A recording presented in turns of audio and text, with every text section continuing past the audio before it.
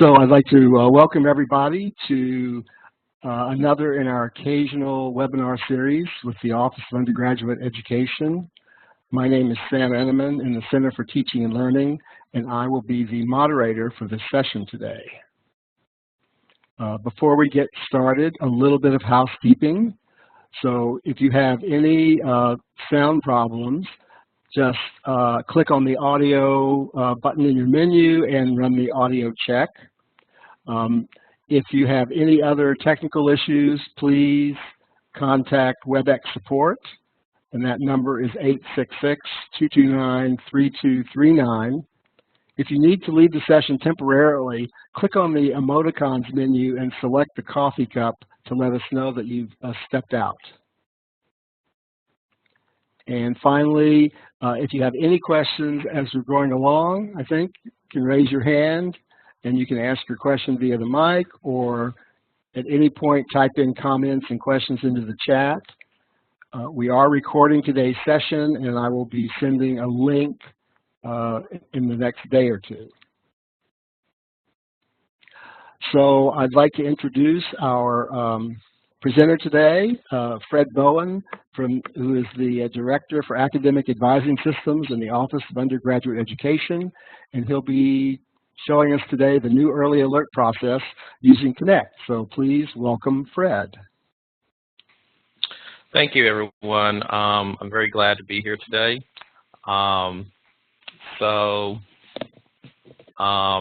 Yes, so we are using Connect now as part of the new early alert process. So if anyone has been here for the year before or has utilized the previous system was called Starfish. So I'm just getting my desktop set up ready for you guys to view. So the new alert process should be fairly simple, but just to make sure that we're clear as far as who is pretty much expected to do early alerts. So early alerts are pretty much mandated and required for those who teach Prospect for Success courses and for those that teach what is considered the top 40 classes. I do also get requests from specific departments to be included with early alerts, which is fine. Arts and architecture have usually sent requests of a few additional courses they would like to be included so that they could get information in the email. And that is perfectly okay for me to receive requests for additional courses to be included with that. So those that are pretty much designated to do early alerts will receive an email, and it should look something like this within your inbox. I usually send out a reminder email also pretty much the day before the deadline of early alert, and for this week, early alerts are due by noon on Friday. So it gives you kind of some simple instructions on what to expect, and then you just simply click on the student feedback button, and the email is going to look like it's going to come from me, so LeeFredrick Bowen. And once you click on the student feedback button, it should take you to a class roster of the list of courses that we are requesting early alerts on. You know, these are pretty much, I'm in the test tenant, but these are typically students that are in my course with indicators as far as how they're doing on the fourth week during their semester. So the question that we want to ask with these particular students is the student at risk in your class? So establishing whatever threshold you have for your course, but it also will be very helpful if departments themselves will establish common thresholds so that advisors and students have a clear understanding on what at risk means for, let's say, a chemistry course or a math college algebra course. Versus having different instructors having different thresholds and students or advisors not exactly aware of what constitutes at risk for any particular class or not.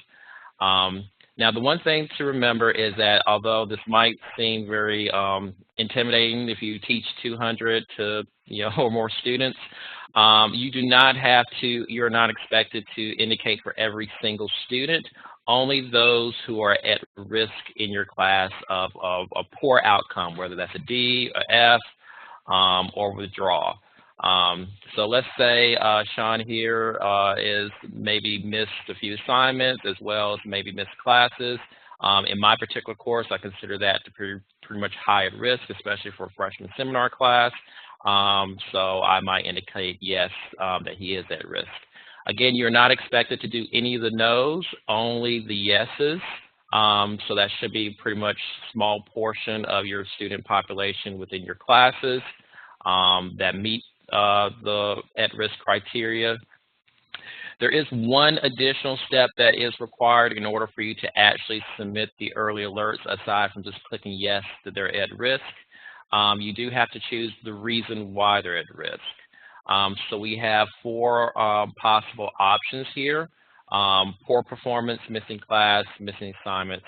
Other tends to be a kind of miscellaneous type of alert. If you don't really feel like your student really falls within any one of these three indicators, so that's there for any sort of other outstanding type of alert. But let's say if I were to do poor performance and I want to also say they have also missed class, you can also do multiple indicators on the same student. So you're not just limited to just one per student if you feel like that they have multiple indicators of high risk in your particular course. But again, it is mandated that for this submission process to work, that you do have to include at least one alert reason when it comes to submitting your early alerts. The additional options that you see here, you are welcome to include, but they are not required nor they are expected for you to include as part of the early alert process. I will say that it is helpful for advisors to have additional details such as this, especially when they're meeting with students. Connect is very helpful for a very case management approach to being able to do outreach for students. So the additional information is very helpful for advisors to be able to see if you have any particular comments that you want to also make to elaborate on the risk factors that you have indicated. So if it could be low quiz grades, below 70%, just any additional information is always helpful for the advisors to have those conversations with the students. And that way it also helps the advisor to support the instructor on trying to make sure that those students have better outcomes towards the end of the semester. But again, it's not mandated. It's just, any additional information would be helpful. The student doesn't actually see this additional information. Only the advisor sees this additional information as far as the actual comments. The student usually only sees that they're at risk and that they and the reasons of why you raised that at risk. So it will be very helpful if you do some announcements in your class about that you are doing early alerts for this week and what they mean for your particular course. If you want to do it as a class announcement, if it's something that you might want to consider including it on your syllabus for next semester. If you do want to also send an individual message to the student, you are welcome to do that, and I'll show you how to do that after I complete this process. But you can also send a follow-up message to the student to elaborate a little bit more on their particular early alerts. But for now, I'll go ahead and complete this process, and you have two options below at the bottom. Let's say you started this process last week and you already have good indicators from students, you can go ahead and submit what you have so the students can go ahead and get these alerts, so that the advisors can go ahead and get these alerts. But you don't necessarily have to close out the entire platform. If you feel like there might be additional indicators to include the following week, let's say this week, if you have another major exam or test or something like that. So I'm just going to go ahead and click that. I'm going to mark these students at risk, but I'm not done. I might want to see with any additional assignments that might come in for tomorrow on Canvas, and might want to go back in and raise additional indicators. However, once that report is saved, those students typically are removed from the original roster. So when you go back in, and I'm going to try to get back in before. So when you go back in, go ahead and remove those students you have already put indicators on. So hopefully when you're done with that particular student, you're done. And then it just leaves the remaining students if you have any additional alerts you want to raise on those additional students. Um, so that is pretty much the process as far as completing our alerts. That is pretty simple. What the students will receive is some email notification that looks something along these lines. It will look like it comes from the instructor, so although it doesn't say that here because we're in the test environment, it will have your name attached to where as the sender of the message. It will include the student's name, it will include the reasons for the alert, and we did include at least some standard message template for students to, just some tips to go ahead and think about when they're getting an alert, that they need to evaluate their performance, that if they're going to class regularly, if they need to get links to tutoring here for the Office of Academic Excellence. So there's some standard message template as far as, typical things that we expect students to do if they feel like that they're at risk or they're getting notification at risk. But again, you can always elaborate by sending off a more detailed message directly to the student. If you want to send a detailed message directly to the student, when you go back in and log into your Connect regularly, you'll see that you probably most likely everyone has an Advisor Home tab. If you haven't noticed, you also have a Professor Home tab. You won't have this tab, that's more along my lines as an administrator. But you will usually probably have a Professor Homes tab. So you might have assigned advisees as the Advisor Home, or you might just have the advisor assigned home because you're able to look up student information. But the Professor Home is where it will take you to the list of your students in all of your courses. So this is where you can see a roster, pretty much your entire class roster. And if you want to send any particular message to these students, you're more welcome to do that. You can send the message simultaneously if it's the same message you want to send to the group of students. So there's this action button here, and you can send a message to those students to elaborate on any alerts that you might have raised on those students. You'll also notice that there is an issue and alert. So you're not limited to raising alerts just during the 4th week process. So let's say, the report process closes out on Friday, but you could go in at any time and raise an alert on a student if you see additional indicators next week or the week after or closer to midterms. So you're definitely not limited to sending alerts out on students just in the 4th week alone. You are welcome to go in and raise alerts and alert advisors on any sort of issues you might be seeing with a student for any additional outreach or support that can be done on that particular student. So I think that pretty much covers it. There's also a tab here on the home page if you still have any outstanding progress surveys. So that's more on the Professor Home. You won't see that on the Advisor Home.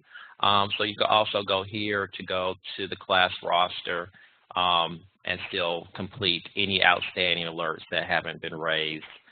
Or if you're done completely, even if you don't have any students to report whatsoever, please go ahead and mark that you're done, and so that we could go ahead and count you in as having reported early alerts for the term. It is important that instructors try to have at least some type of indicator by the 4th week of class. It could, some instructors have used, let's say, an advising syllabus or some type of low stakes writing assignment, or they use some type of low graded quiz, but it's enough to give them indications of how well the student might end up doing for upcoming major exam, or any sort of additional outcomes of how well they might do for midterm grades, or possibly how they'll do in their final grade. If you develop some type of metrics before the 4th week early alert of giving a good indication or predictive, some sort of predictive ability of being able to determine if your students are going to end up doing well in your course or not.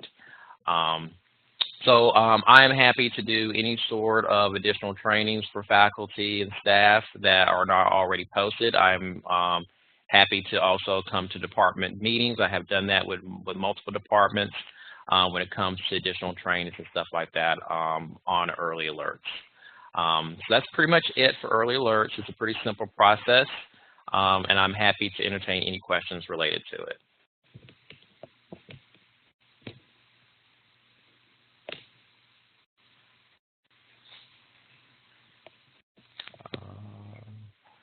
All right, hold on for a second. Sorry. Okay, well, I wanted to thank Fred, and again, if you have any questions for him right now, we'll be happy to take them. You can either ask them by using your microphone or typing them into the text chat.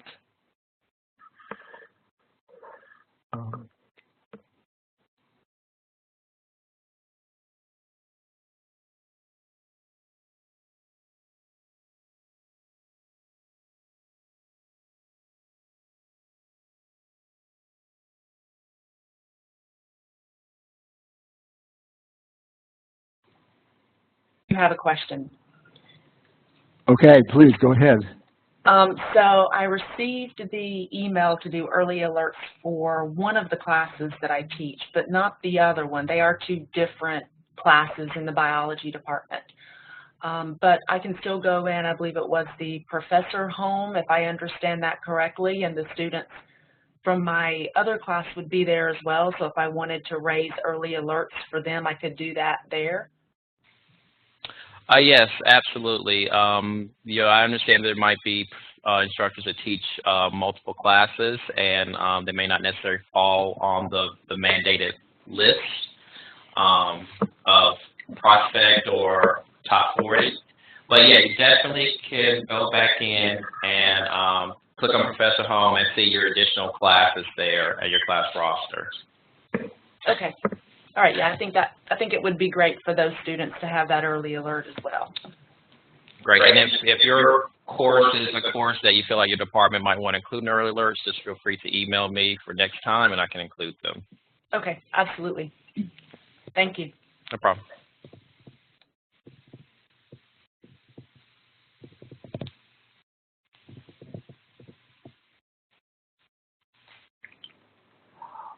Well, okay, if there are no other questions, again, I want to thank Fred for his presentation to us. And before we leave, I would just like to do a little promotion for some upcoming webinars we have in the Center for Teaching and Learning. So you can see next week we have one on entitled, "Are Students Really Watching My Videos?" A good question I think we all might want to know the answer to. And then on the 26th, we'll have a presentation on effective assessment practices for online learning. So if you are teaching online, you might be very interested in that. And then finally, on the 28th, we'll have a session on active learning in the STEM classroom for any of you who might be interested in that. And we do have more webinars scheduled in October and November. So we're coming up to lunchtime. I'm a firm believer in having dessert first because you never know what's going to happen. So I invite you each to choose your own virtual dessert. And if you're so inclined, maybe type into the chat which is your favorite.